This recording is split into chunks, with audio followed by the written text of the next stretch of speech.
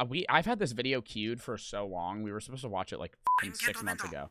This is apparently like the most insane prison break there's ever been. Prisoner Yoshie Shiratori had had enough. He was forced to confess to a murder he did not commit, falsely imprisoned in Aomori prison, beaten and tortured every night by prison guards, and now worse, prosecutors were seeking the death penalty. In his mind, it was time to go, but Aomori prison wasn't the easiest to escape. Like, dude, the idea of being like falsely thrown in prison for like murder or something like that is fucking insane. He knew there would be a 15-minute gap in the patrol time, as he had studied the guard's routine for months, pulled out a metal wire which he had smuggled in from the bathhouse, and started to pick the lock. Now, fortunately for him, he was able to make it out of the facility. I was gonna say they don't have security cameras, but this is in 1936. I just feel like all insane prison break stories are from older times before like cameras and shit. The guards returned, peering into his cell, and this is what they saw. Shiratori sound asleep in his futon bed. But of course, what they didn't realize was that they were looking at something else. A pile of loose floorboards underneath his duvet, designed to trick them.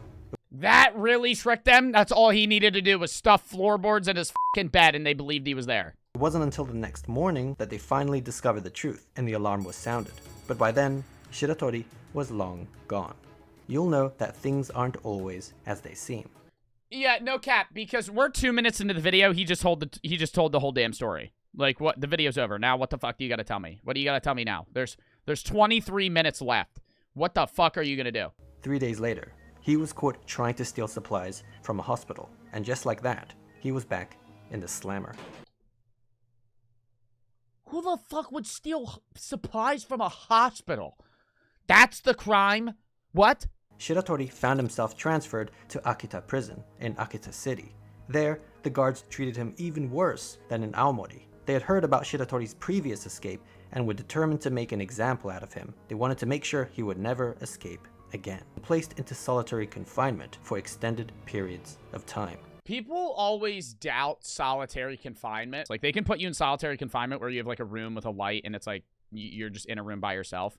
But, like, white room torture is the worst fucking thing you could experience. If you get thrown in a room, like, say I put you in a room where the bed's white, the pillow's white, the chair's white, the cups are white, everything's white, right? What you're drinking out, like, it's a white bottle. You're eating rice, you're eating white food. When you're in that room, you immediately lose track of time. So Vsauce did a video where he willingly went into a white room area. Like 12 hours in, he thought he was in there for like 2 days or some shit. In addition, there was almost no sunlight even in the Math daytime, nerd for the with sub, the rat only nerd for window the light sub. coming from a small sealed skylight high above. This was a room designed to keep escape artists from escaping, and if that wasn't enough, the guards also made sure that Shiratori was handcuffed at all times. One of the guards, Kobayashi, in fact the head guard, took pity on him. Kobayashi never laid a finger, and even seemed to check up on him from time to time, concerned for his well-being. Perhaps this made life a little more bearable for Shiratori, and it might have even been what kept his will alive all the way to the night of June 15th.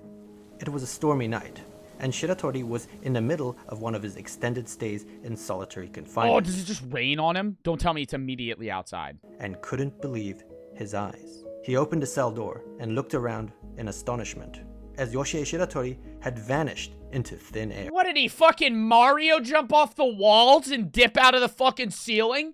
How? Shiratori was actually a master of getting out of handcuffs, and in fact had several methods to choose from. Here, he decided to go with the familiar lock-picking method, but he really could have the lock-picking method. Yes. gone with any of them. He had thoroughly Any of them. What are the other ones? Please tell me the other ways that he gets out of handcuffs other than the familiar lock-picking method. What's the other one? Please name the other ones. What are the other ones other than lock-picking the lock? Dislocating his thumb? Oh, okay. There's the other one. He had thoroughly The other method, cutting your hands off. He ends up doing like... and just like in Aomori prison, he was able to uncover a loose bit of wire. Oh, Jesus Christ. Is that how he escapes every fucking time? He just gets loose wire? After freeing himself from the cuffs, he placed his palms and soles of his feet on the smooth copper sheets. Damn it, he deadass just Mario jumped up the wall. It turned out Shiratori was also an expert climber, with an uncanny ability to scale like a lizard. Once he reached the skylight above, he noticed that, yes, the window was sealed, but the wooden framing around it was starting to rot. And so thereafter, Bitch, it was wooden framing? when the guards weren't looking, he'd climb the copper walls and loosen the framing, bit by bit. Afterwards, he'd climb back down and place the handcuffs back on, as to not rouse suspicion. After a couple months, the window finally came loose, and from there, it was just about choosing the right day. And that was it. He had escaped from prison again. 3 months later, on September 18th, the head guard, Kobayashi, was at home when he heard a knock on the door. To his surprise, it was the fugitive Yoshie Shiratori, unkempt and disheveled, and he needed a favor. A stunned Kobayashi... Why would you go to a fucking police officer? Why would you go there and tell, yo, I escaped? You remember that? Yeah, I need a favor from you now. Shiratori explained that he didn't actually mind being in prison, and that the only reason he escaped twice now was due to the tremendous abuse he suffered at the hands of the sadistic guards. Shiratori willingly, yes, handing himself over to the Justice Department, where he could then personally make a case for how corrupt and barbaric the Japanese prison system was, and there needed to be reform. He wanted to campaign for change, and in the process, gain his legal freedom through a civil lawsuit. Move to Colombia. Live in the forests. That's how you get out. He needed Kobayashi, the well-respected head guard of Akita prison, to vouch for him. Minutes later, while Shiratori was in the toilet, Kobayashi called the police. Ooh, is he gonna murk the guard? Is he gonna stab the guard to death now? That's what I said. What are you gonna commit a crime? You're gonna commit a crime, you're gonna go to prison. You're going to have a nice guard, you're going to get out, and then you're going to go to that guard. Never to trust. He's still going to rat you in. Just because he's a nice guard doesn't mean he's going to be like, oh yeah, I'm going to keep you from going to prison. And the judge sentenced him to the infamous Abashiri prison in Hokkaido, the northernmost prison in Japan. No man had ever escaped from this wintry hellhole of a prison. It was now 1943. Damn, so his one goal was to get out, and now they just sent him to the worst prison there is. And he immediately felt the paralyzing sting of cold air. Perhaps in a fit of desperation, he tried to force himself past the guards, but they were able to push him back and beat him down. And give him fucking clothes, bitch, what? Enraged and defiant, Shiratori stood back up and vowed that he would escape from Abashiri prison, like he's always done, and that there was nothing they could do about it. In fact, he claimed this is about to be the best one yet. There was little point even putting handcuffs. He's got the hand cut off method. He has the other method in his pocket. He cuts off both his hands. He then proceeded to rip apart the chain of his handcuffs, to the horror of the guards. It turned out Shiratori had another special ability. Oh, fucking super strength. Is he the Hulk now? I swear to God, if he says that, I'm clicking off. Aside from his outstanding climbing abilities, he also possessed incredible strength. Is this guy just fucking superhuman? Almost superhuman strength. Yeah, okay. Back in Akita prison, he could have broken free of the cuffs, but it wasn't so smart to lay his cards on the table like that, as the guards were starting to build an escape profile on him. They knew he had lockpicking abilities, lizard-like climbing abilities, and now almost superhuman strength.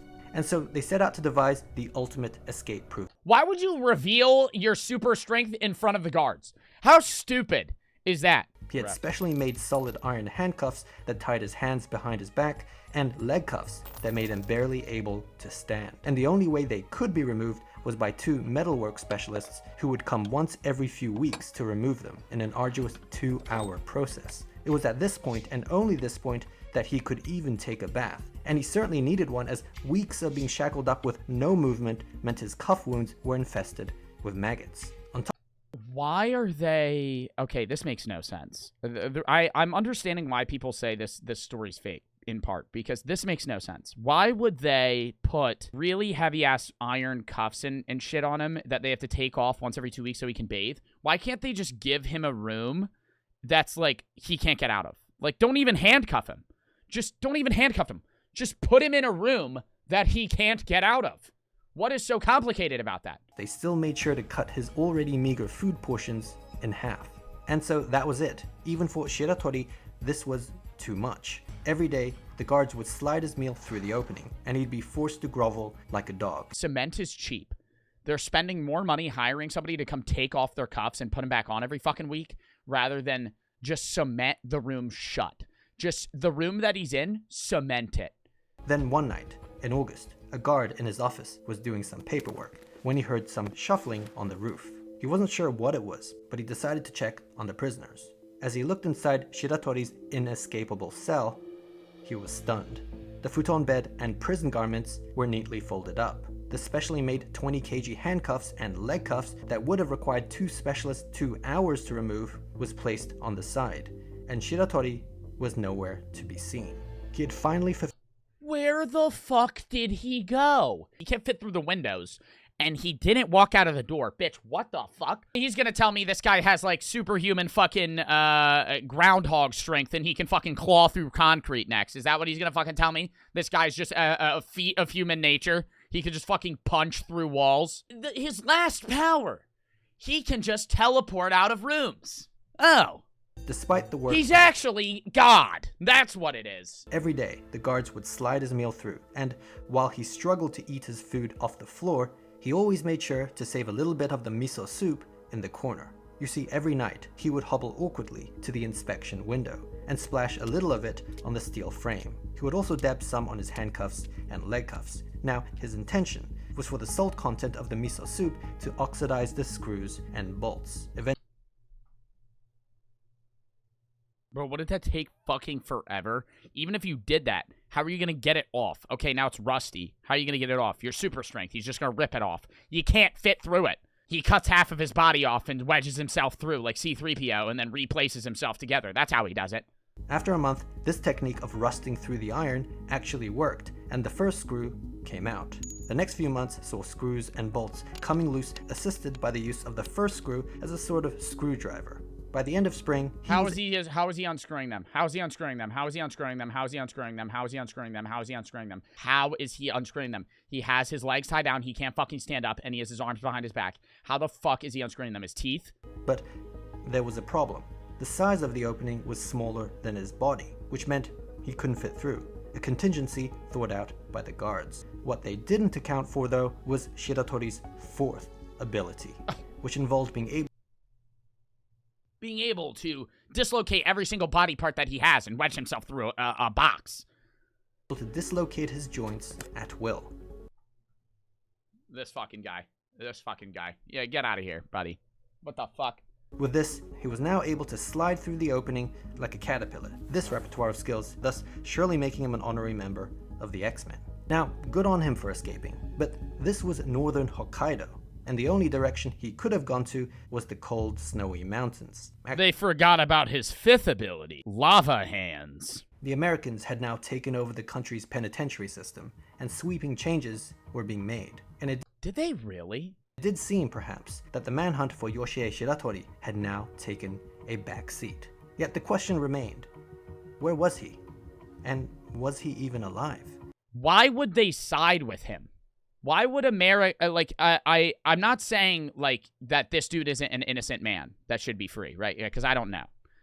He was accused of murder, whatever. He's been escaping prison. But why would the U.S. just be like, oh, this dude's been escaping prison for the last 5 fucking times you've thrown him in different prisons? Oh, yeah, let's just let him leave. Like, what? It turned out he had discovered an abandoned mine on a mountainside in the Hokkaido. Oh my god. Oh my god. Oh my god. Oh my god. And was able to make a home for himself. For food, he lived off nuts and berries, wild rabbits and raccoons. He made his way down the mountain to a nearby village. What he saw astounded him. The streets were filled with signs written in English. The posters and flags, emblematic of the war effort, had vanished. Buddy lived in a mine for 2 years. He grabbed a newspaper that had been set aside, flipped through the pages, and it was only then that he found out about the atomic bombs. Why would that still be in the newspaper? What are they going to keep printing for the year?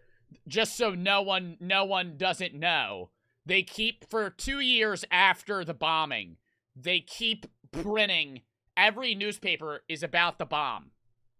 For 2 years? Yeah, fuck out of here. That's not true. I don't believe that. Well, why do we talk about Chernobyl? Chernobyl isn't in the daily newspaper! At this point, he was starving, so he found himself a nice ripe tomato from a nearby field. Ooh, which buddy says tomato. A farmer had spotted him and mistook him for a well-known local thief, which led to a scuffle, resulting in the farmer's abdomen being pierced by a blade. Sadly, how many times is this kid gonna get thrown in prison? I swear to God. He bled out. If he goes to prison again. He just killed someone. He escaped prison. Now he is a murderer. He escaped prison, lived in a mine for 2 years, and now he just killed a farmer. But not before Shiratori was arrested for the crime. This is his 4th time. This is his 4th time going to prison. And now he's not going to get out. He was sentenced to death by the District Court of Sapporo. And in 1947, he was sent to Sapporo prison to await execution. Now, to ensure he wouldn't escape... Swear to God. I swear to God. If he gets out, he's going to get out. Because there's still 9 minutes left in the video. If he escapes 4 times... This time, while on death row, he was placed under 24-hour surveillance, with 6 armed guards personally assigned to his watch. As for the cell itself, it was upgraded further. But every night, we forgot about his 5th power. He could warp out of his own body and enter someone else's and take over their body. I forgot about his 5th power. Any openings were made smaller than the size of his head, not just his body, learning from the Abashiri escape. As while he may be able to dislocate his joints, he certainly can't dislocate his skull. As his execution loomed near, there was little he could really do, and the guards knew that. They could see the desperation on his face, looking up, searching for an escape plan that they knew would never come. Though, still, just in case, they made sure to search his room every night while he was taking a bath. But they forgot about the miso soup, though. They forgot about the miso soup, though. His 5th power. Piss. He started to pee on the bars and loosen them. He grew increasingly despondent, staying in bed, refusing to wake up, despite the orders of the guards. This went on for a while until one morning, the guards had enough and entered the cell to discipline him. They flipped over the duvet and he was gone.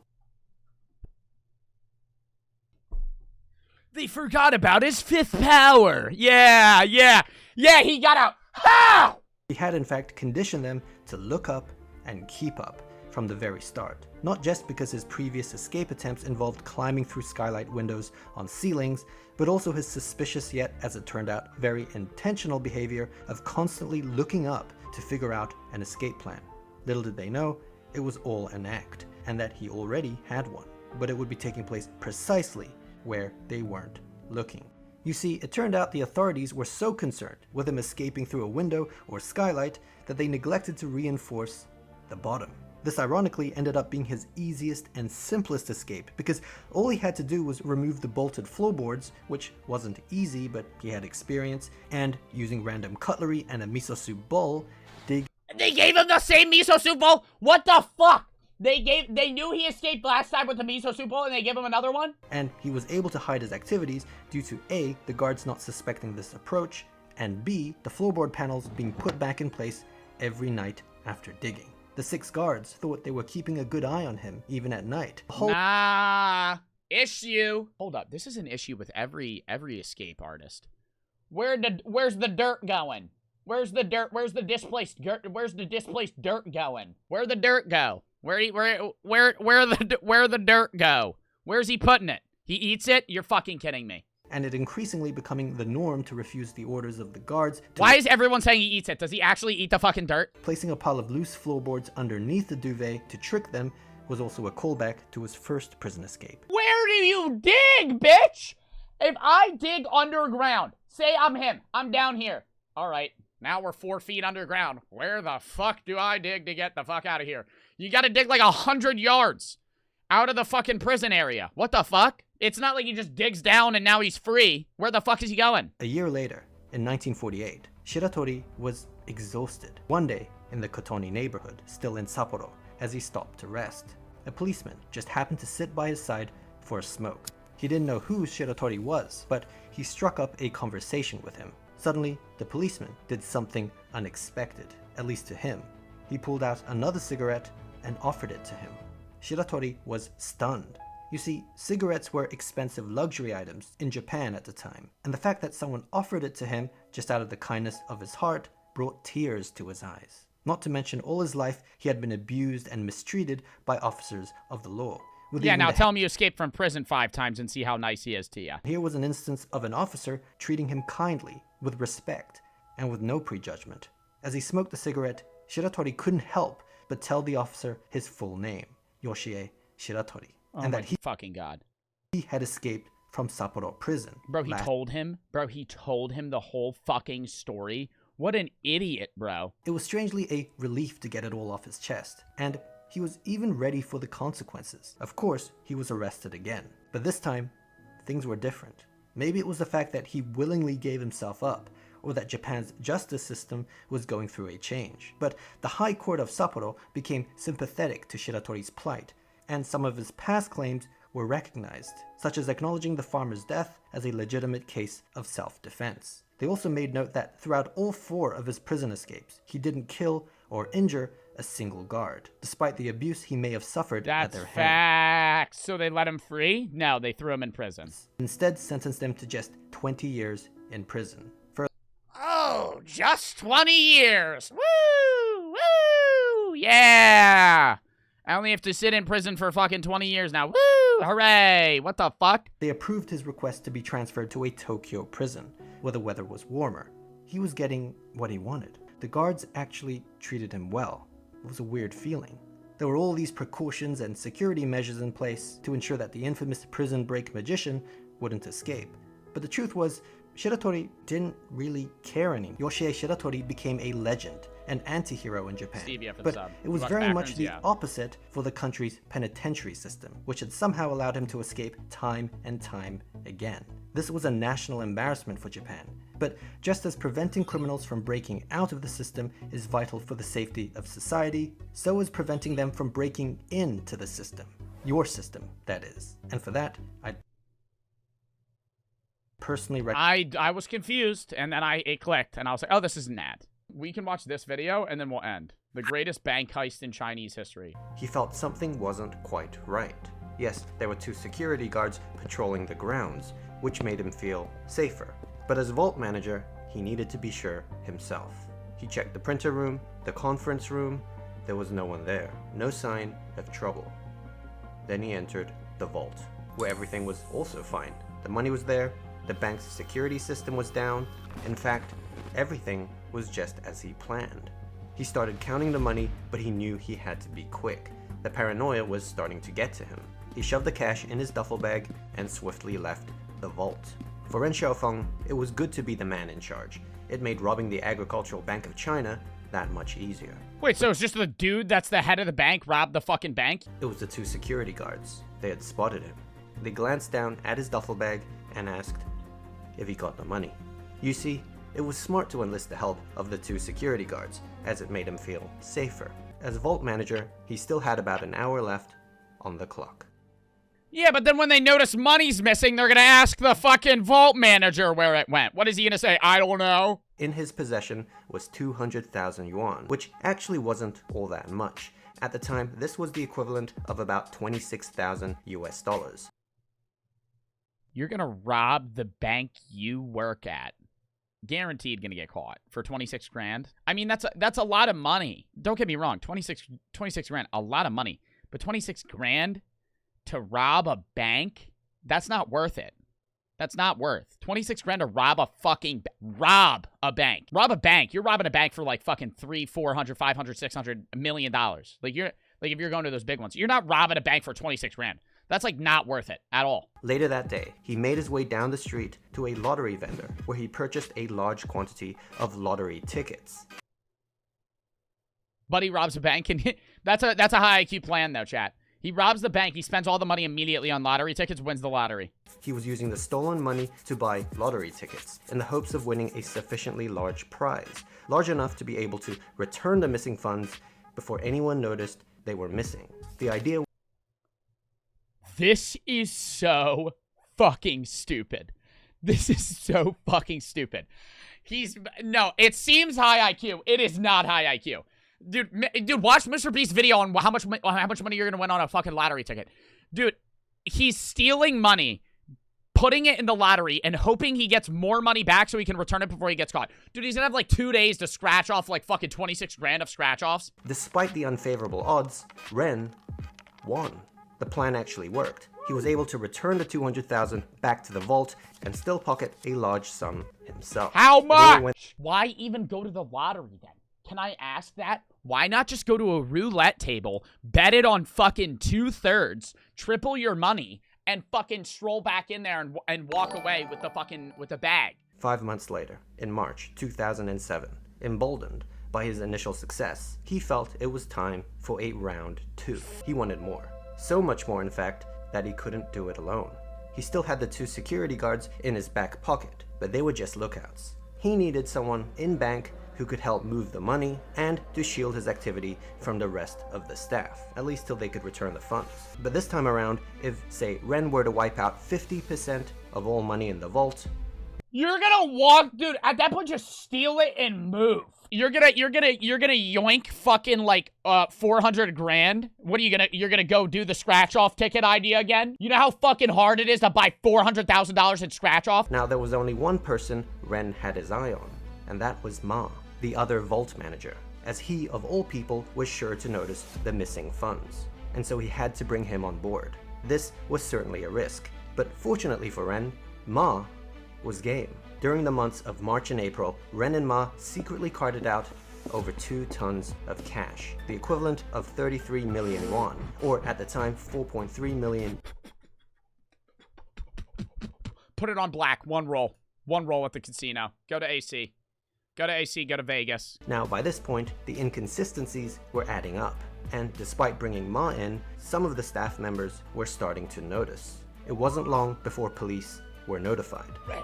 This was looking bad. Ren. But as vault managers, Ren and Ma were able to use their sway and come up with temporary excuses which everyone seemed to buy. Of course, this was their attempt at buying time, as they had yet to scratch out all their lottery tickets. They kept buying Bro! You're gonna buy $4.3 million in lottery tickets? How? Now, this time, shockingly, the lottery did what lotteries are supposed to, and they lost it all. Unsurprisingly. How long does it take to scratch off? Okay, you're doing $4.3 million in scratch-offs. Realistically, you're buying like $20 scratch-offs. That would be 215,000 tickets. They're not doing that. Like, I mean, maybe at most they have some tickets that are like $50. That's still 86,000 tickets. That would take so long. Ren and Ma came up with an ingenious solution, doubling down with heist number 3. I mean, it was sure to work this time. It had to.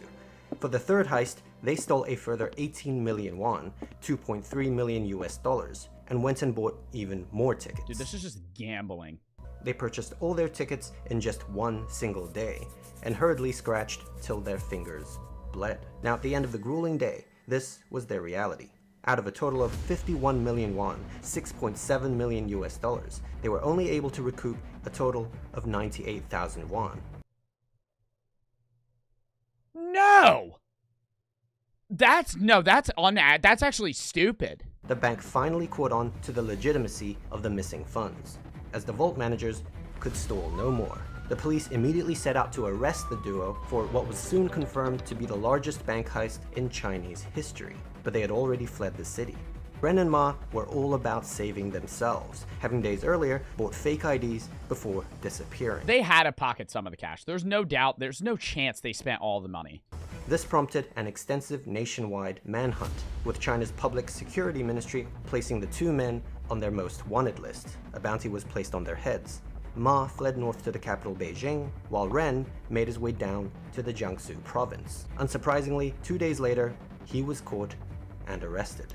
Then there was one, the mastermind, Ren, who by now had made his way southwest by taxi to the coastal city of Lianyungang.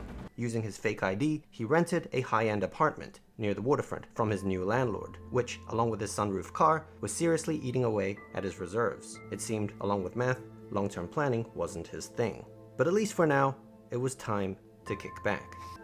Except it was already over, because the police knew exactly where he was. It turned out that looking disheveled and unshaven for days and paying for everything from a bag full of cash was suspicious behavior. You just have a brown bag full of millions. Which for Ren, I guess was a fitting end, as just as it all started with 200,000, it has now ended with 200,000. Right. With everyone captured, the manhunt. Bro, but how much money did he make the first time for him to be so motivated that he would do it again? Over.